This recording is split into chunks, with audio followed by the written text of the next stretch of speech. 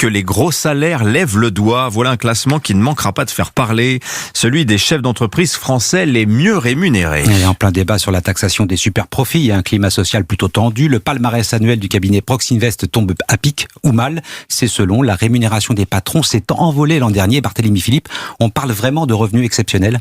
Oui, le champion s'appelle Carlos Tavares, PDG du constructeur automobile Stellantis. Selon Proxinvest, qui a additionné tous les éléments de sa rémunération, il a empoché, tenez-vous bien, 67 millions d'euros en 2021.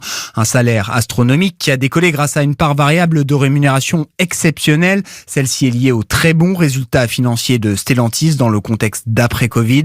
Mais Carlos Tavares n'est pas le seul à avoir profité de la reprise en 2021. Dans le top 5 du classement, on retrouve aussi les patrons de Dassault Systèmes, Téléperformance et Sanofi. Enfin, le PDG de Kering, François-Henri Pinault, ferme la marche avec une rémunération de 12 millions d'euros. Entre 2019 et 2021, la rémunération moyenne des patrons du CAC 40 a augmenté de 52% pour atteindre 8 millions d'euros. Si l'on élargit au PDG des 120 plus grandes entreprises cotées en bourse, le chiffre est de 4 millions et demi d'euros. Dans les deux cas, c'est du jamais vu depuis 15 ans, selon le cabinet de conseil Proxinvest.